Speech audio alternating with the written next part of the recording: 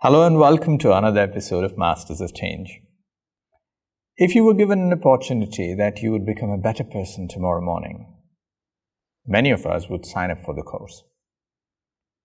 But if somebody would say, no, this requires a great deal of effort, you need to be patient and it might take years to become a better person, what would we say? Many of us would say, no thanks. This is the story of change. We would want change to happen quickly, like this. But does change really happen that quickly? There are certain people in our lives whom we see that they have taken hold of how things should be in their life.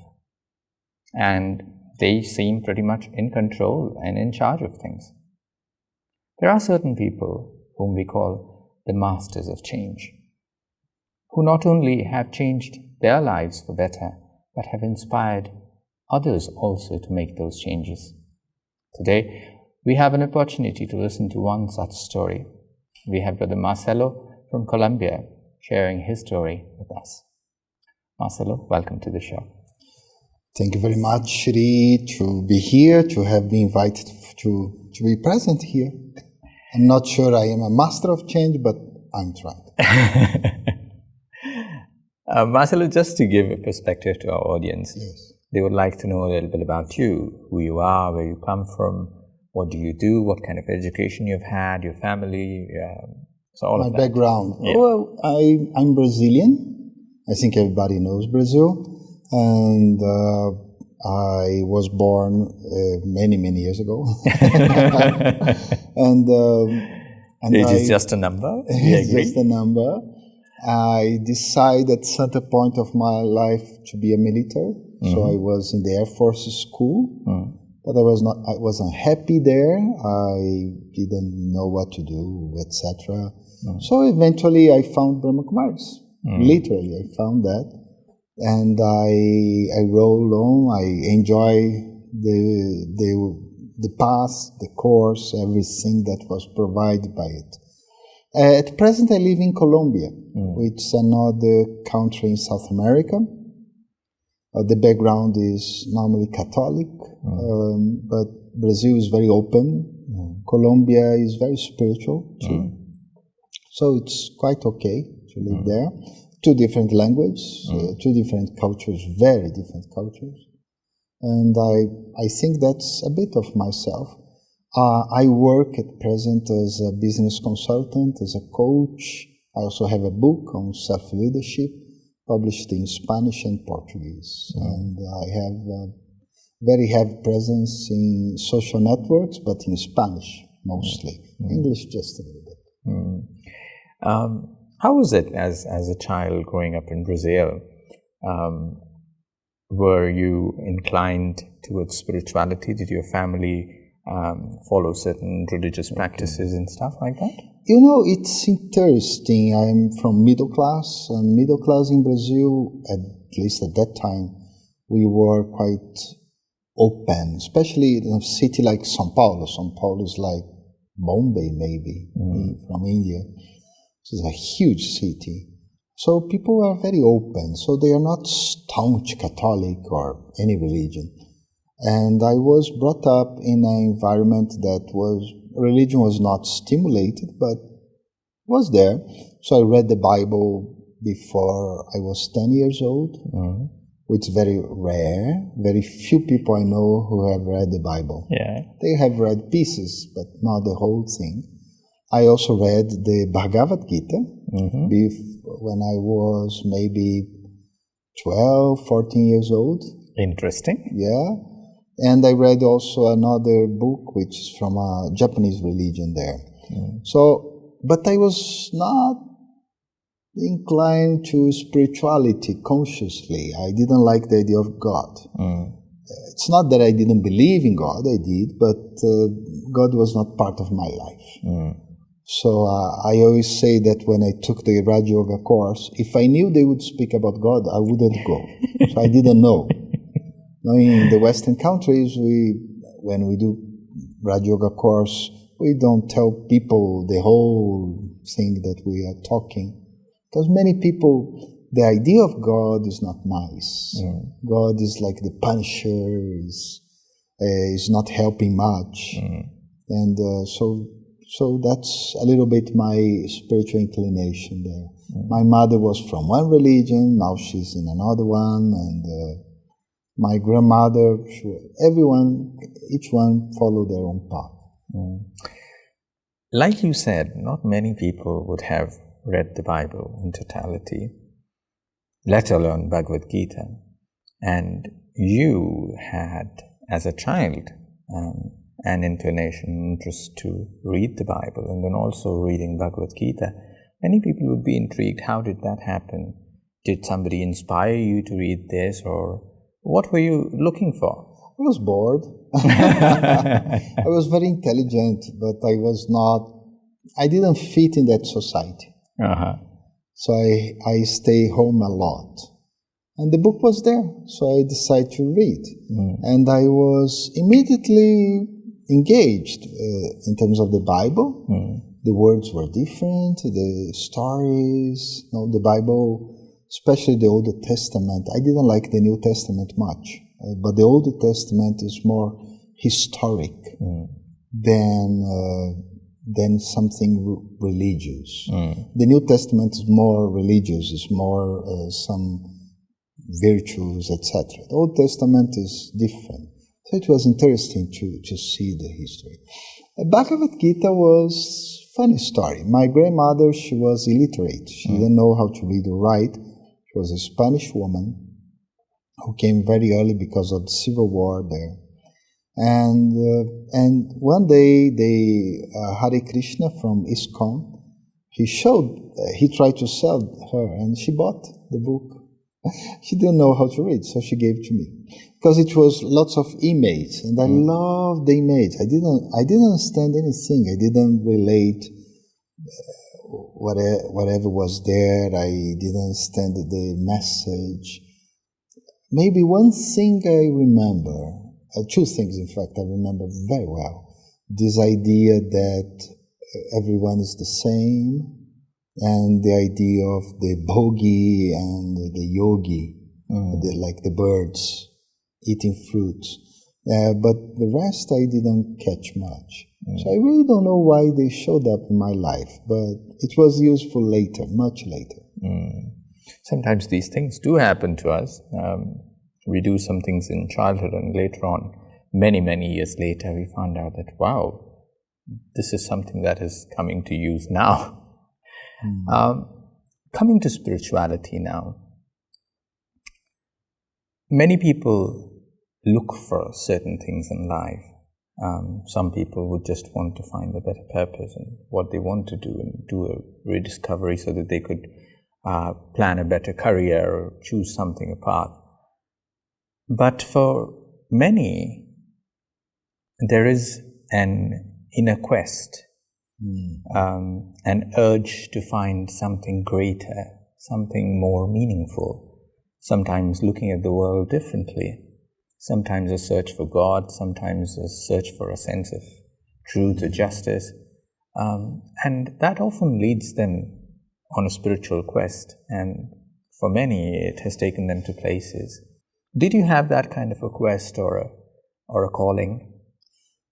It's interesting, the question, Shuri, because, well, I think there are three types of people in general, at least in the environment I am, in the culture background, both in Colombia and Brazil.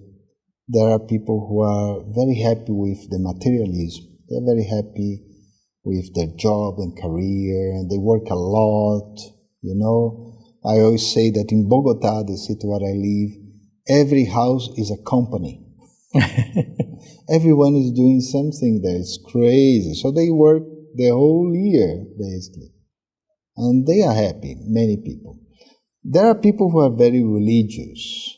So they are happy with the rituals, the feeling that religion still gives people, that comfort. But there is a third type of people, and that's probably where I am, which is, as you say, it's not a quest. I don't think I was in a quest. I was dissatisfied, and I couldn't find satisfaction anywhere. I couldn't find satisfaction in my family, or in my neighborhood, or the area I was living, or the people I was living with. I couldn't find satisfaction in the Air Force, where I was there, was preparing myself to be an officer, but I didn't like, really. You know, I like the style, I like the military life, but not to be a military. And so I was not in a quest.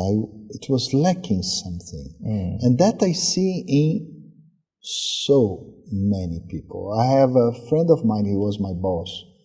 And every time we talk, it's not many times, but every time we talk, he always say, "Oh, I admire you, admire your dedication to a spiritual life." And he wants to be a spiritual person, but he's so much into work and doing things. He's a doer, you know,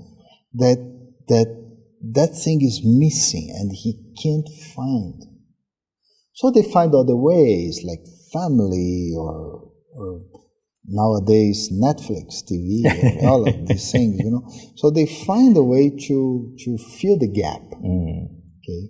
So I don't think of myself as a seeker. I was not a seeker. I was not looking for anything.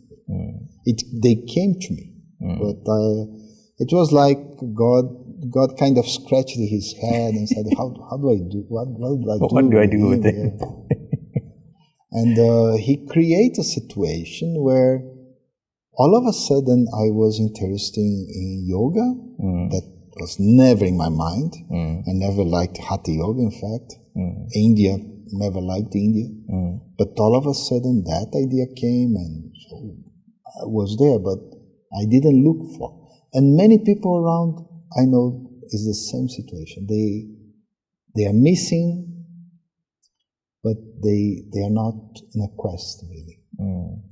Like you said, today it is true and relevant even today that people are dissatisfied, but they do not know what they are missing out on. So they're not pausing and looking for what is it that is really missing and where should we find it. Since you did not have a quest, but you understood that there were certain things that were missing, there was a sense of dissatisfaction, how did that lead to coming to the Brahma Kumaris? Because usually when people come to the Brahma Kumaris, either they are looking for something spiritual, or sometimes it just happens accidentally, whereas they were not looking for anything. I was accidental. You know, we were five friends. We were 5 friends, very close. When I went to the Air Force, we got a little separate. But I was in a big crisis. I was young. And so when I came back home during the holidays, I looked for them. For the 2 of these 5, there are 2 like leaders. One just passed away with COVID 2 years ago. And these 2, they were doing radio course just by chance. And it was my birthday. So just by chance, I started to do the course just like that. So I really don't have a clear explanation, you know, why. What I do feel is that people, they are trying to fill that gap anyhow. And I was trying to fill that gap. I was moving from Air Force to the Navy. In fact, I was in the process of moving. And so you try to fill that gap. You try to find some satisfaction, nature, in sports or whatever. But it's very difficult.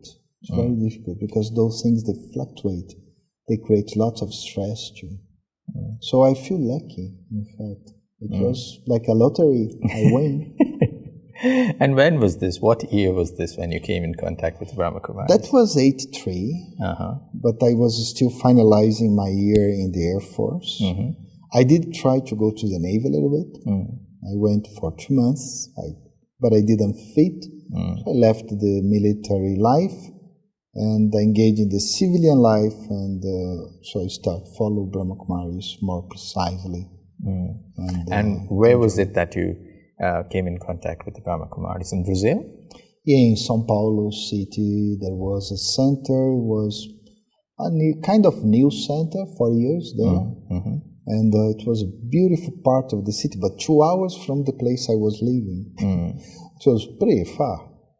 And, but I enjoyed the meditation, enjoyed the knowledge was very different from the Gita or from the Bible or from the science. I liked science a lot. It was so different, and I got into tune with those things. You know, I feel that more than a quest, people are looking for, you know, like the old radios, you are trying to get into tune. Yeah. So people are looking for the right station, you know? And that's why people suffer, because they do find something which is not what they should, you know? And they really suffer because they can't find it, and it's very difficult for them. So I was lucky.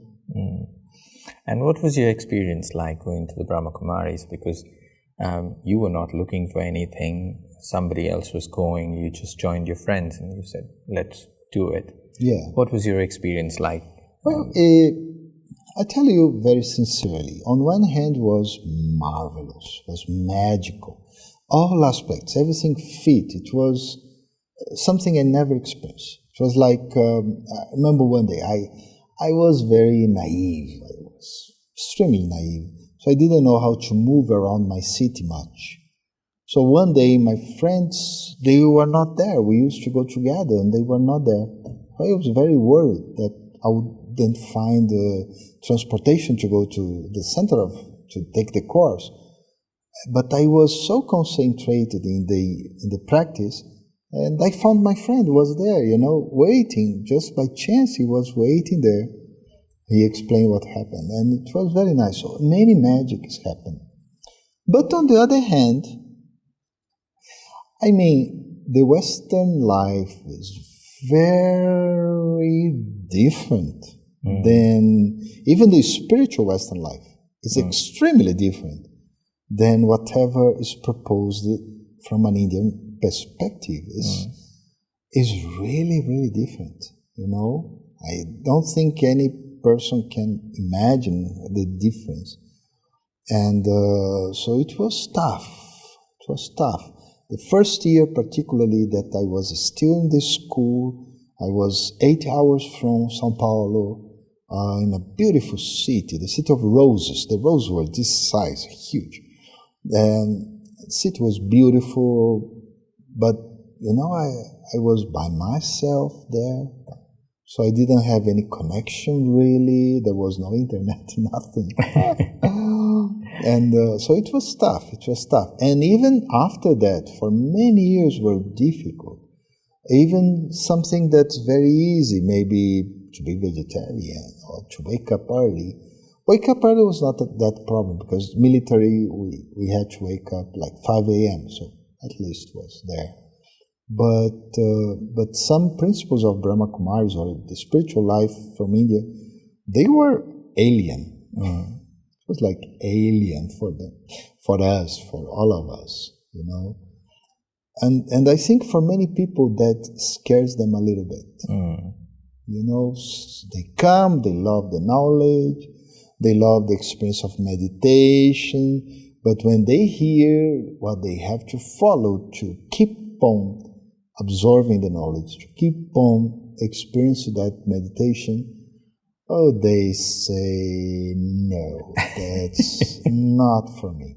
So we had to adapt.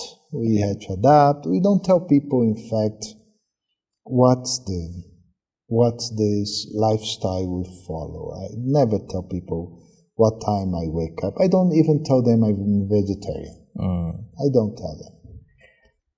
When you talk about your experiences of coming to the Brahma Kumaris, there are certain aspects that are alien, like you said. This was something which was unheard for you.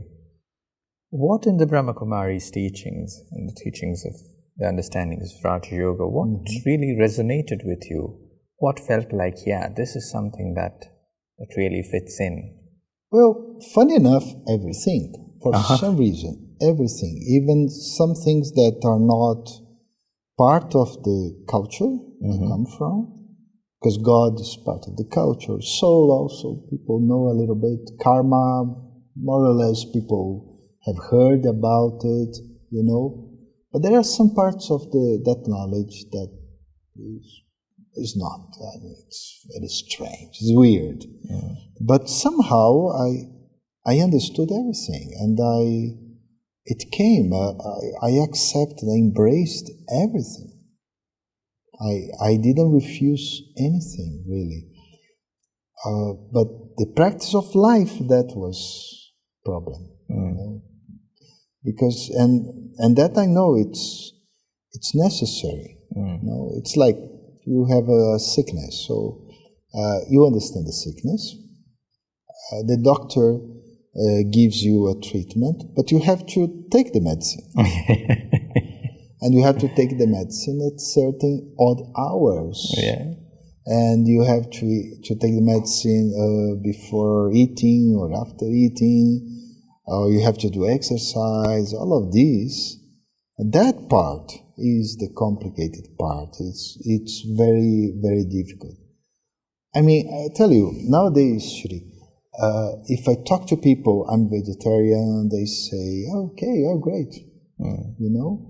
In fact, I know lots of people who are vegetarian. Who are vegetarians. Lots of people. Yeah. Or they are what they call flexitarian. That means they don't eat meat every day. There are many people like that nowadays. But when I came, there was nobody. Nobody. Even when we fly airlines, when I came to India first time, probably the first 3 times, there was no vegetarian food option on the flight. No. So we used to ask for some things that you can, like salad or fruit, but there was no vegetarian food. It was, or it was not common, or it was not so available in all flights, because that was reality. Nowadays, everywhere in the district I live now, there is a vegetarian restaurant. Then, short distance, a vegan restaurant in supermarket. That's so common nowadays. Yeah. But that time wasn't heard of. Of course, as we see, the world has changed and transformed, and many people have made better choices, and more people are becoming vegetarians and vegans today. At that time, when you say that when you first came to India, what was it like coming to the Brahma Kumaris headquarters in India, visiting and seeing people who were practicing Raja Yoga for many years, accomplished yogis whom you have had opportunity to meet and interact? It was like coming to Disneyland, probably, the equivalent, or I don't know, Wonderland or wherever. Yeah. I really couldn't believe. It was my first flight out of Brazil. I went to London. London also, Brahma Kumaris has a good service there, many people. I was like, I don't know, I think I looked like an idiot, you know, looking around all the things, and I can't express, it was the most amazing experience in my life. I healed, I have asthma. Since I was a child, I suffered a lot. And that asthma came when the winter came. And I came during winter. Not very intelligent from my side. But you know what? I didn't have any problem. Not only that, after that, never anymore. Asthma just disappeared. And it was the money. It cost so much money. Well, much less than Brazilians pay now. That's true because of the situation. But I used to earn like $150 per month, $200 per month, and the ticket was $1,800. I really don't know how I got all the money, but I got. And I paid everything in less than 1 year. Less than 1 year, everything was paid. So everything was magical. everything. I didn't have passport. I was taking passport just 3 days before traveling. And then you have to get visa. Oh, it was crazy. But you know, as you say,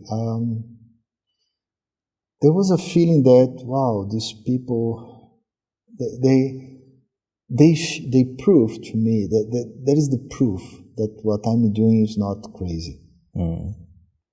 Probably in the inner background of my mind, I did think, I'm a little crazy here. What am I doing? And then when I came here, I saw the people, I talked to them. My English was horrible, but I was able to communicate. I helped, in fact, first computer. I was helping the first computer here, so I was helping some things there. That was all magical. Really, I appreciate so much my first time here in 86. Now you are coordinating the Brahma Kumaris activities in Colombia. You are a meditation teacher. You've traveled across continents for your work, but also for the work of the Brahma Kumaris, teaching people meditation, helping them embark on a spiritual journey so that they transform their lives for better. How do you see this of not just changing one's own life, but also helping other people bring about a change in others? How has this experience been? It's very satisfying. I tell you, I have to work, so of course I need money, and many times I have to, instead of doing something for Brahma Kumaris, I have to do something for a company or something like that. But when I'm doing the things for Brahma Kumaris, I don't enjoy more, but a little bit more. I mean, because it's wonderful when you talk to people, you share with them some knowledge, you share with them your vibration, your energy, and you know it's not really yours. There is a magic behind, and people, they get so happy. I have seen people transformed. I have seen that energy coming to them. It's quite subtle many times, because I'm not a person that goes to a person, hey, I do meditation. No, I don't say, I don't talk to anybody. I am. That's it. And so it's challenging, but it's so satisfying. And also, I don't try to tell them what I practice. I try to show them the effect. I give the example. Imagine a doctor, surgeon. And so imagine a little boy, 8 years old, 10 years old. And he wants to be like a surgeon. And the surgeon says, okay, come tomorrow, I'll show you an operation. So he cuts people in front of the boy. He takes the heart out. So the boy won't be the surgeon anymore. He will run away. But if the surgeon shows his face, the success, the energy, then the boy gets inspired. And the boy goes after it. You know, it's an approach. Sometimes I do feel I should be a little more direct with people, but I am what I am, and I don't want people to follow me. That's not the idea. No, if I am a master of change, one big error in the world, in the history of the world, is that everyone who creates change, they try to make people change. I don't believe that. I don't believe I can change anybody. But I can show them lots of possibilities. And if they don't follow those possibilities, but they follow others, I'm extremely happy with that. You know, I have so many cases. They don't became part of Brahma Kumaris, but they became part of something else. I'm extremely happy. I feel like my mission was fulfilled. As long as people have understood that they have the power to change themselves and they have the power to transform themselves for for becoming a better version of themselves. Yeah, that's the truth, because if you try to impose something, that's the big error of culture and everyone, they try to impose, you have to do this, you have to do that, that doesn't work,